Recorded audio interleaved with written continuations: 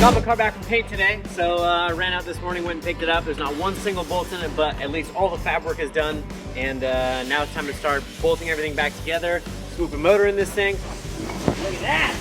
Nice and shiny and clean.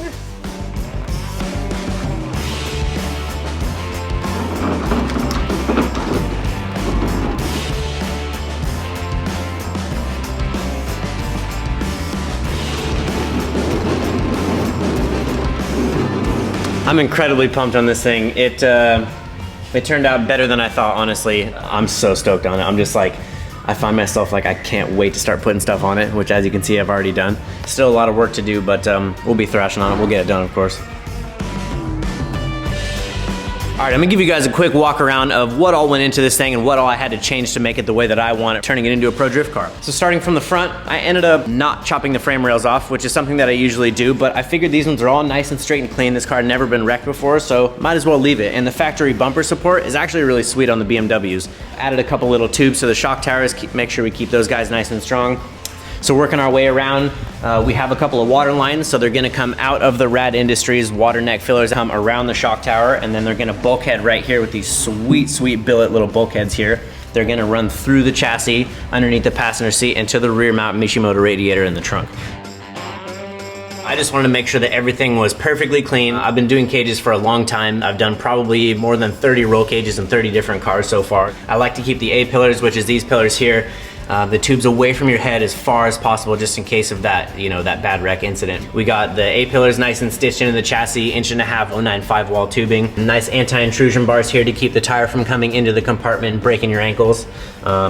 3-bar door bars. I really like the style of the X. In Formula D, we're running doors, right? So we're trying to be right there in the sweet spot. So if anything's gonna go wrong, I figure this is gonna take a big hit. Some custom seat mounts, a sweet custom trans tunnel, nice little flat plate, got the handbrake mounted over there. I ended up going with the floor mount pedals again this year. I like the way that they feel. I didn't really notice anything that I didn't like about it last year with the last year's E46, so I decided to do it again. They're easy to mount, they're super easy to maintain, it's easy to reach, and I really like the way it feels, so I decided to go with that.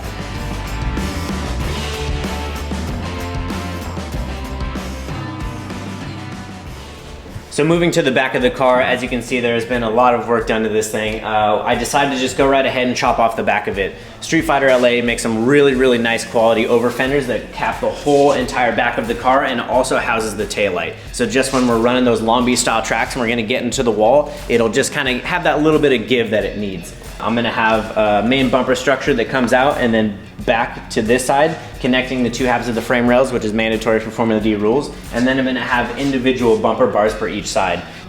Radiator mounts, the Mishimoto radiator is gonna be back here. We got a couple of little sweet mounts for it. I did it a little bit different than the car last year, obviously a little bit upgraded because, you know, like we say, round 2 is always a little bit better. A new partner this year is Radium Engineering. They make a really, really sweet drop-in fuel tank system that they're making their own gas tanks now, which is really, really cool. Ethanol friendly, which we will be running on this car. So this is actually a structure that they made in-house and then sent out. So the coolest part is I didn't have to make this. I just basically got this thing, dropped it in, centered it, got it exactly where I wanted, and then started adding tubes to it to get it locked into its home.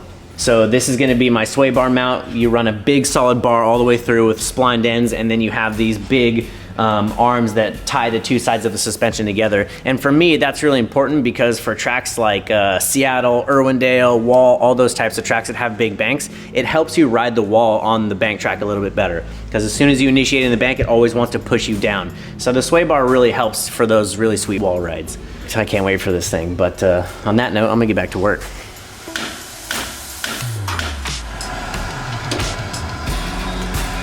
Pretty nice up here, I'll tell you what. I got a good view, I can see the ocean from here. So here's the deal.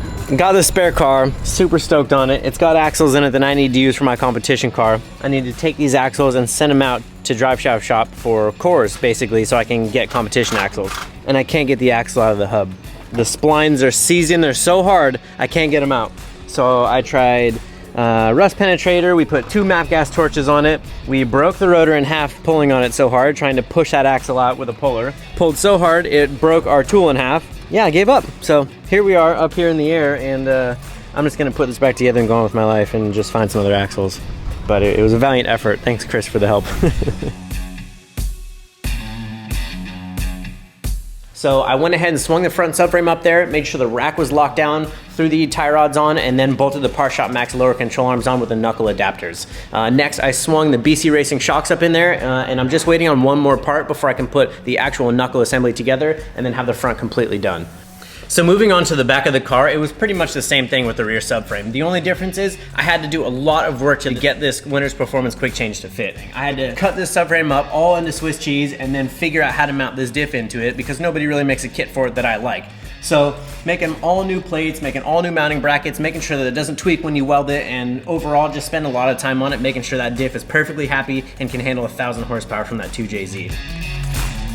In the back of this thing, we have a Mishimoto radiator. This thing is gonna be the cooling of the entire engine. So we put these big fans on here. I spent a bunch of time making the shroud, making it fit perfect, making it airtight, so that every bit of air that's being drawn through that radiator is gonna be used for cooling. It doesn't really seem like we have a whole lot going on in the engine bay right now, but believe it or not, motions are being made to get it all closer. So we have we've planned out where our plugs are gonna go, where our catch tanks are gonna go, our kill switch, our nitrous purge solenoids, everything has its own little home. And then we have our coolant lines that are gonna run from the radiator all the way up to the front.